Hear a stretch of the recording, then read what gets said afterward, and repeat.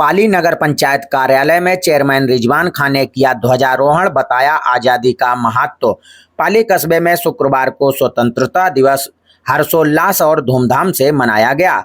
इस दौरान नगर पंचायत कार्यालय सहित अन्य सरकारी एवं गैर सरकारी संस्थानों में ध्वजारोहण किया गया। नगर पंचायत अध्यक्ष रिजवान खान ने ध्वजारोहण कर मौजूद लोगों को आज़ादी का महत्व समझाते हुए कहा कि हर व्यक्ति को निजी हित और स्वार्थ को भुलाकर राष्ट्र हित में योगदान देना चाहिए। राष्ट्र सर्वोपरि है। इस दौरान उन्होंने अमर क्रांतिकारियों को याद कर नमन भी किया।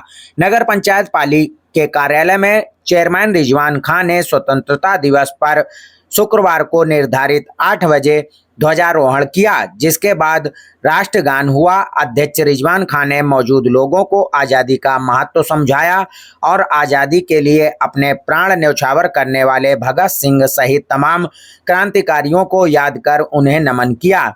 रिजवान खान ने प्रथम स्वतंत्रता संग्राम से लेकर झांसी की रानी तक का इतिहास बताते हुए आज़ादी की लड़ाई में अंग्रेजों के अत्याचार और क्रांतिकारियों के साहस और बलिदान को विस्तार से बताया। चेयरमैन ने कहा कि हर भारतीय को अपने निजी हित और स्वार्थ को भुलाकर राष्ट्र के प्रति अपने कर्तव्यों का ईमानदारी से निर्वहन करना चाहिए। हर व्यक्ति अपने कर्तव्यों का सही से निर्वहन करेगा, तभी भारत विकसित राष्ट्र बनेगा। कार्यक्रम का संचालन सभासद राजन शुक्ला ने किया। सभासद प्रतिनिधि रंजन श्रीवास्तव ने कविता के माध्यम से देश के प्रति अपने भाव प्रकट किए। नगर पंचायत के वरिष्ठ लिपिक राकेश दीक्षित बबलू ने भी आए हुए लोगों को संबोधित किया।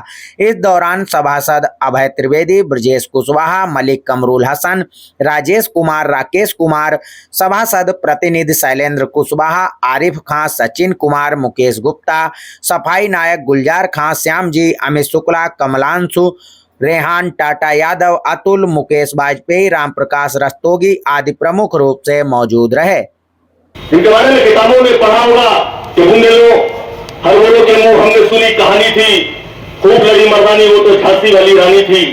झांसी की रानी ने जब अंग्रेजों के खिलाफ लड़ाई लड़ी और उन्हें आखिर में अपना किला छोड़ना पड़ा। किले को छोड़कर जब झांसी की रानी चली गई, 2 मिनट में ये पूरी बात बताता हूं आपको, बड़ी चार्ट में। झांसी की रानी चली गई और झांसी की रानी ने जाकर किले से बाहर रहकर अपनी तैयारी शुरू की, अपने लोग इकट्ठा करने शुरू किए, लोगों से बात करना शुरू की। जब उनका लश्कर, उनके लोग उनके साथ इकट्ठा हुए तो दोबारा झांसी की रानी ने अपने किले पर हमला किया। किले जब गेट पर जब झांसी की रानी पहुंची तो अपने जो उनकी फौज का सरदार था, जो फौज को कमांड कर रहा था, कमांडर इन चीफ, उसका नाम मीर बख्शी सली था। वो एक मुसलमान था। झांसी की रानी का चीफ एंड कमांडर एक मुसलमान था।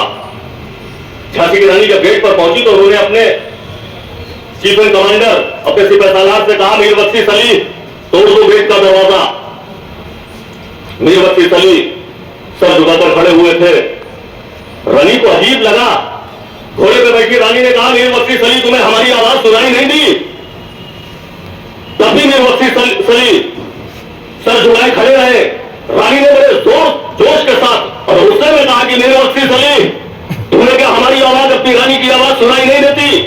तब मीर बख्शी सली ने रानी के सामने कहा कि रानी, मैं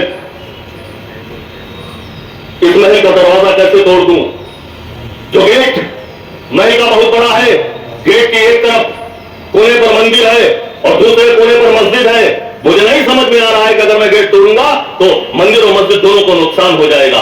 तब रानी ने मीर बख्शी सली से कहा था कि मीर बख्शी सली, जिस साइड, जिस गेट के जिस कोने में मंदिर है उस कोने को तोड़ दो। उस वक्त मीर बख्शी सली ने अपने फौज के तमाम मुसलमान साथियों से कहा कि मुसलमान सैनिकों, तुम्हारी रानी ने तुम्हारी मस्जिद को बचाने के लिए अपने मंदिर की बलिदान दिया है, अपने मंदिर की कुर्बानी दी है। आओ हम कसम खा ले कि जब तक हमारी रगों में खून की एक बूंद रहेगी, हम रानी के सम्मान के लिए अपनी जिंदगी तौर पर लगा देंगे और रानी को जिताने का काम करेंगे। यह जज्बा था, इस जज्बे को पैदा करना होगा।